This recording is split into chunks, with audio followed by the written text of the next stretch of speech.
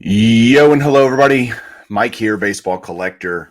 Happy Sunday morning to everybody. I've got my coffee here, ready to drink as we talk through some things. I don't normally do Sunday videos only because I'm normally out at the ranch, but I'm here today and I've been having this thought percolating in my brain and I wanted to lay it down on tape, as they say. And it's an interesting topic and probably not a huge surprise to any of you what I'm going to talk about. But ever since I was a little kid, I was a collector. I've been a collector my whole life, as long as I can remember. And mostly I show my collection of sports cards, baseball cards mainly, on this channel. But I collect other stuff too. I collect comic books, which we're going to talk about. I collect firearms. I collect ammunition. I collect bogeys on the golf course.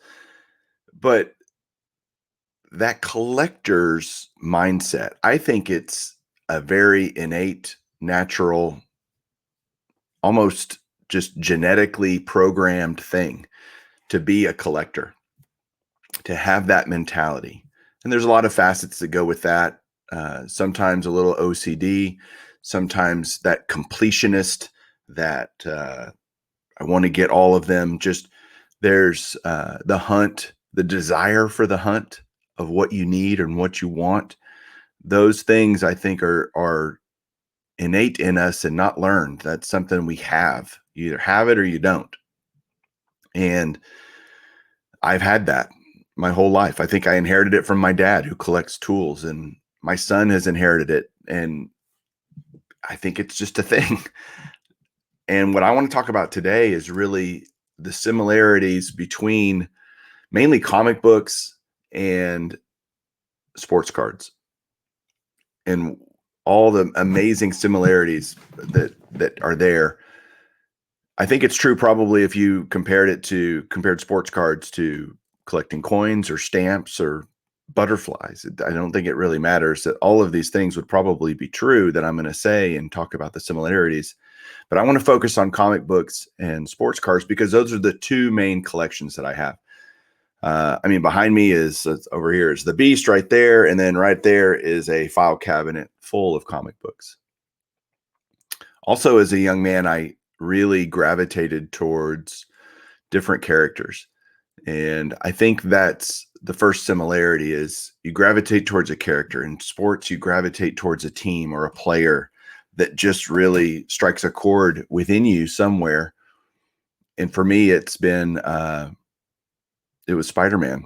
And I loved Spider-Man. Just thought he was, that quirky kid that got picked on and whatnot. But behind the scenes, he's really this amazing superhero, friendly neighborhood Spider-Man kind of guy. Had tragedy befall him, losing his uncle, I mean, the list goes on. And so I think when Stan Lee created Spider-Man, that was he hit home with a lot of people, and it has lived for 60 years that Spider-Man has been around. And I think it can touch you just like a sports moment can touch you and resonate with you over your life. And that creates that connection. Remember that there's a connection part with sports cards. I think that to be a really lifelong collector, you have to have that connection. Otherwise, it's just dollar signs. And that's true in the comic book world too. There's a connection there. And so beyond all the sappy stuff, there's a lot of just practical things that are incredibly similar between collecting comic books and sports cards. And I'm not sitting here trying to turn anybody into a comic collector that's not, but there's a lot of people there's a lot of crossover. I mean, if you're a collector and you have that mindset, chances are you might collect more than one thing. I know there are several guys here on YouTube, namely New York Yankees fan 7 and Eric, of course. Those back pages are both comic book collectors and sports card collectors. And I've had comments from other people that are just escaping me in the moment that do both as well. It's not surprising. because of all the similarities. And so both of those types of collecting itch that same scratch of that collector mindset, that collector gene that we just have driving us inside. What's cool about comics is they've been around a long time too, not as long as sports cards, but there are different ages for comic books. You've got the Silver Age and the Bronze Age, and you got modern and ultra modern and all that kind of stuff, just like you kind of do with vintage and junk wax era and all the different eras of sports card, pre-war, etc. So people tend to gravitate towards an era when they collect, whether it was when they were a kid or whatever. Unlike sports cards, I actually collect from old to new to current. I mean, I go to the comic shop every week and I pick up I have subscriptions where I just get these are certain titles that I want. And I go pick those up every week, if there are any. So it's very, very similar in that regard. So there's something that we love in sports cards that, guess what, we also love in comic books. And in sports cards, there is the rookie card. Who doesn't love rookie cards? Whether it's a Mickey Mantle rookie, a Willie Mays rookie, Hank Aaron rookie, or a Juan Soto rookie, Ronald Acuna, Fernando Tatis, Shohei Ohtani. We gravitate towards the rookie card in sports cards. The equivalent to that in comic books is a first appearance. So whenever a character, whether it's a villain or a hero, makes their first appearance either on the cover or inside of a comic book, those comic books carry a premium. And so I know there's several of those first appearance type comic books that I still need for my Spider-Man run. I'm trying to complete every Spider-Man, Amazing Spider-Man, I should say. There's multiple titles for Spider-Man over the years, but the Amazing Spider-Man is just kind of that base. Think of it as flagship tops, right? It's been very consistent over the years, and I'm trying to complete every one of them. There's 872 issues to this point. I need 52 more. So I have 820 of them, which is crazy. But a lot of them I need are very key issues. We call them key issues in the comic world. First appearances, like the first appearance of Punisher, or the first appearance of the Hobgoblin, or you name it. First appearance of Mary Jane. Those types of things, when characters are introduced, those comic books are considered key issues, and they're more expensive than your run-of-the-mill issue. Just like a rookie card of a player is more expensive typically than some third-year base card, So there's that issue, or that similarity is true in sports cards. You've also got, in sports cards, you've got put my glasses on here. In sports cards, you have parallels, and in modern times, parallels have driven all of us completely nuts. They'll have 32 different parallels of a certain card, and what's ironic is the difference in those parallels is typically just a color difference or a shimmer difference, or it's shiny or not shiny. So the difference is very small. The card otherwise is completely the same. There's no difference in the stats on the back or whatever. It's all the same, except for that color difference or whatever parallel difference. And in comics, it's no different. There are what's called variants. They just call them different things. It's a variant. And literally it'll be the same comic. Everything's the same, except the cover is different, done by a different artist. And so other than that, comics the exact same. And I'm a completionist. So of course I want to get not only the base version of that comic, but I'm trying to get as many variants as humanly possible. And they're also limited, just like in some parallels are hand numbered. Same with comics. Some comics are limited editions where there are only a certain number of copies that are printed. And those are usually stated, and they come out that way. So again, very similar. So there's some comics that are extremely rare in terms of just their print run. Same with sports cards. And the more rare variant, the more expensive it is. So again, incredibly similar. There's a lot of, in comic books especially, and this is true in sports cards, there's a lot of brand loyalty. Two main sports cards, I would argue, two main ones. You got not Upper Deck, they're not a main one. Topps and Panini, right, are the two main brands for the three major sports. And then you've got, in the comic book world, you've got Marvel and DC. And there are people in the sports card world that only collect Topps baseball because they don't like Panini, no logos and whatnot. They might have some cool designed cards, but the no logos thing people just can't get over. And in comics, it's very similar. I'm a Marvel guy. I love Marvel. I also like DC. Like, I'm not afraid to own a DC comic. I have several in my collection, but I've always just kind of gravitated more towards the human side, the less fantastical side of most Marvel comics. Although you can argue some of them are certainly fantastical, but DC tends to live in that world. Like, everything's just, you got Superman, who's literally indestructible, save kryptonite.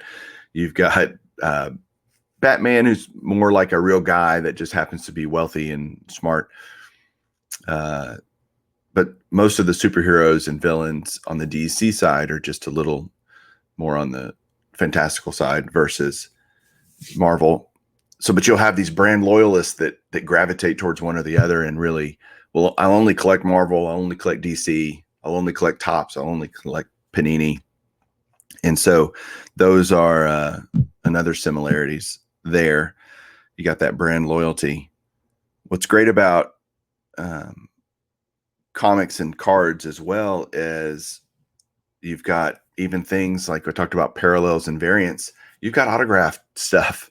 On cards, you obviously have autographed cards of players, and people collect those. On the comic book side, you can get autographs. Like, here is a Stan Lee autograph on a Spider-Man, Amazing Spider-Man #1. Not the #1, and I'll explain that in a second. But yeah, you can collect autographs. Usually the autographs are the artist has signed the cover, or anybody affiliated with the book. You've usually got an artist, a writer, multiple artists sometimes. And if they sign that cover, then that makes that have a little bit more value, just like an autograph card does in sports cards. So you notice that's in plastic, and just like in sports cards, grading has become a dominant force in the world of comic books. And grading in sports cards, you've got PSA and SGC, I would probably argue, are the two main players in sports card grading. You've also got Beckett. You've got, new companies like CSG and HGA, etc. They're lower players. And in comics, there's really the PSA equivalent in comic books is this company right here, CGC. This is their slab, and that's their flip, just like in sports cards. So the grading's a little bit different, obviously. What's interesting about a sports card is sending in a sports card to a grading company that has been altered in any way, trimmed, whatever, is considered, tantamount to burning the American flag. Like, no go, no good. I mean, you can alter a card, but if it says altered, it's been jacked with. And ironically, in the comic book world, that is not true. You can do just about anything you want to improve the condition of a comic, and that's considered kosher.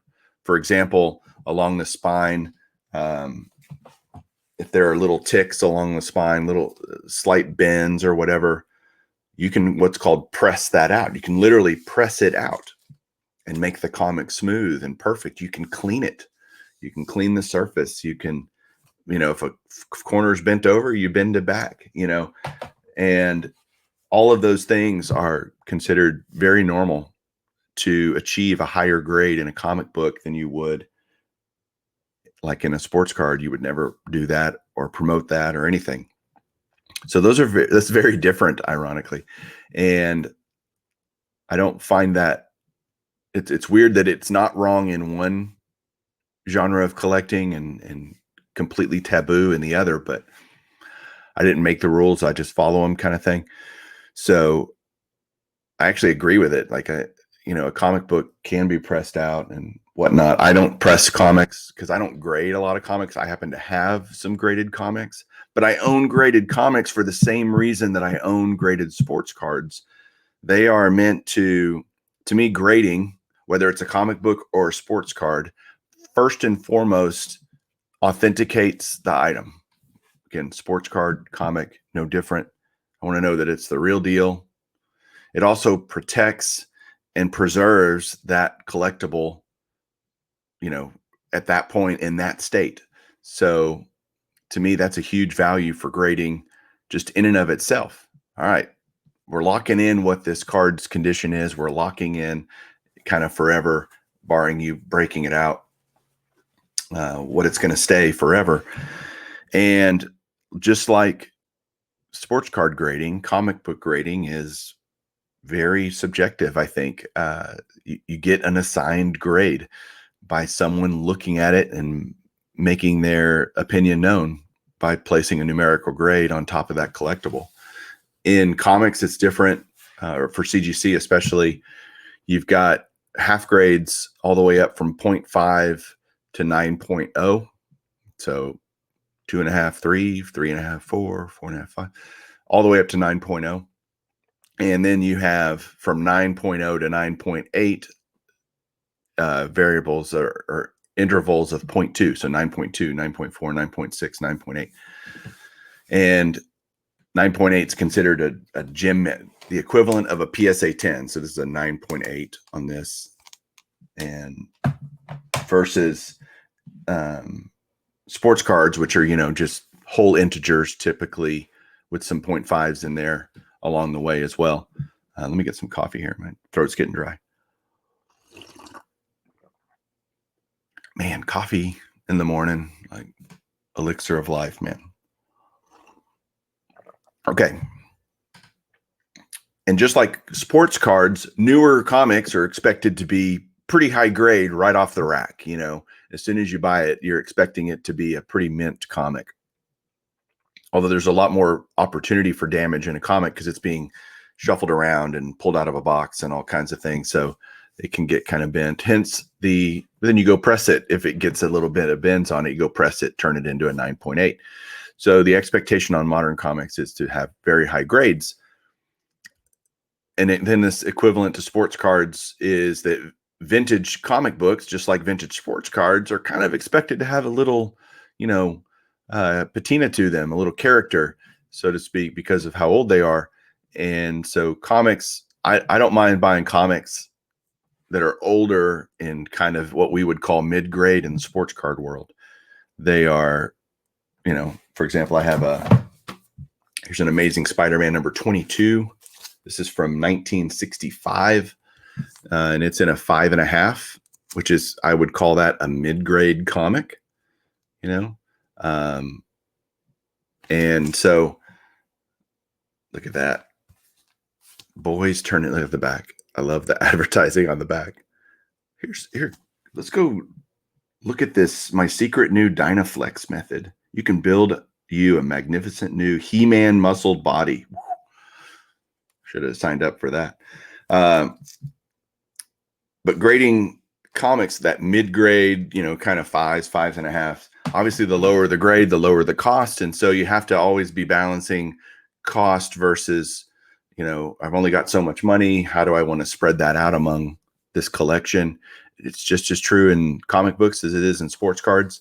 So you're always having to figure that out. For each person has to figure that out for themselves. You can buy one really high grade vintage comic, or you can buy several mid grade vintage comics. That's always the decision each of us have to make. And I love getting the mid grade comics. I'm totally fine with that. Just like I am getting mid grade sports cards. That's like, okay, I can live in that world and be perfectly content with what my collection looks like. I'm not sitting there, trying to be something I'm not. That's what I dig. So that's what I buy. And I just want to own the comic, just like I say, I just want to own the card. I want to own a nice example of it. I don't want a comic that has the cover ripped off or tears and seams and all this stuff. Just like, again, just like sports cards, it's also creepily similar, eerily similar. Um, in sports cards also, it's important to kind of know what you got. You have a bunch of different tracking systems. You have all kinds of things online and different ways to tell pricing and da da da. There's so many different ways to track a collection, including as simple things just like a spreadsheet. And the comic book world is no different. I'm going to add this in here because I'm going to show you guys, like, this is a website called Comic Collector Live. And it's a service that I pay for and many people pay for. And what's great about it is it's, first of all, it's only $30 a year. And what it does is you can add in any title that you might collect. This would be, a title or something is equivalent to a team or something like that. Hey, I want to collect all of this book because I like the characters, et cetera, et cetera. And these are all titles that I own at least a few of. And you can see Amazing Spider-Man up here. And this is interesting because what it shows is, like, Amazing Spider-Man started in 1963, back in the day. And if you click on any of the deals, you can say, yep, I have that comic. I don't have that comic. You can put in so many details like, what's its condition? Is it CGC graded? You can put in some information like your own personal image of that card and all these what you paid for it, yada yada, what the sticker price was, i.e. the newsstand price. What'd you pay for it back in the day to buy it? All of that information is here, including an image of the cover. So this is that, same comic that I have. So you can always make sure, okay, that's the right one or whatnot, for whatever issue you're looking for. And you add it in that you have it. And then if you don't have it, it's got zeros. You can see a lot of these early Spider-Man, of course, I don't have because they're crazy expensive. But, what the most annoying thing to me about comic books is that every once in a while they reset.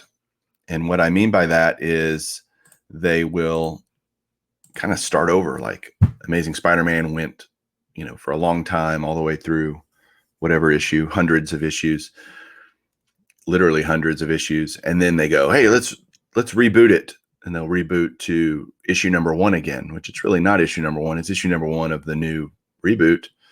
And Spider-Man has done that. Let me look real quick. 1, 2, 3, 4 different times, with the last one being in 2018. They're currently on issue number 72, I think, of the most latest reboot.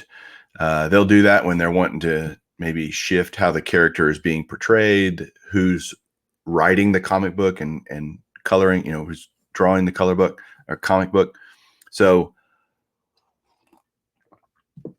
it's quite annoying, honestly, because you don't know where does this fit in the legacy of that comic book character.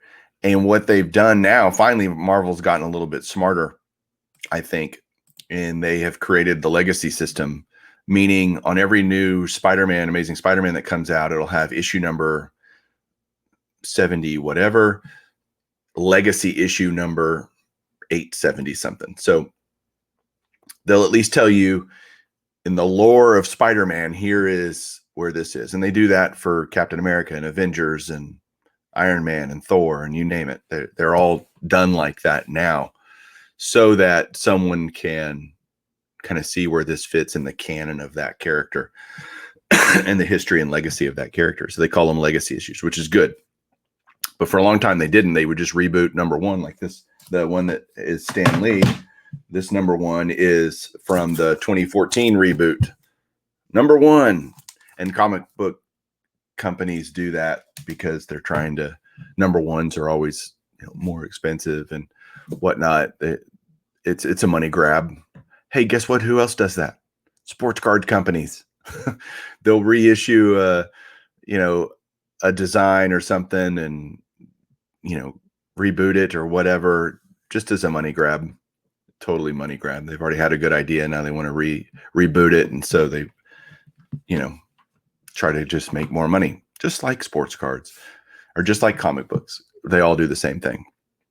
So I hope this has given you, I know this is a longer video, but I really just wanted to talk through this because I find it fascinating, incredibly interesting. And I love talking about both. I love talking about my comic book collection, which again, I don't do nearly enough, but this is a sports card channel. So that's kind of the point. But as I continue to, get more and more comics, get closer and closer to a goal that I have of finishing the Amazing Spider-Man run, which again, it's going to take me years and years. Years and years and years to finish, which is great. That's part of loving sports cards too, is there's always something else to go get. The journey is never ending. There's always something to hunt for. And that keeps us going. It drives us as collectors to, all right, where can I find it? Where can I get the best deal? All of that drives collectors. So no matter what you collect, whether it's only sports cards or sports cards and other things, I'd love to hear it below. What else do you collect? What else do you love to hunt for and go get? And hearing those stories would be great because it would show, I hope, hopefully a lot of people what all is out there and how we all share that same mindset. So for now, let me know of any other similarities that you might see also. I appreciate that. And thanks for sticking with this. If you're still here, really appreciate it. I hope you have a great Sunday and a great week coming up. Hey, and no matter what it is, keep collecting.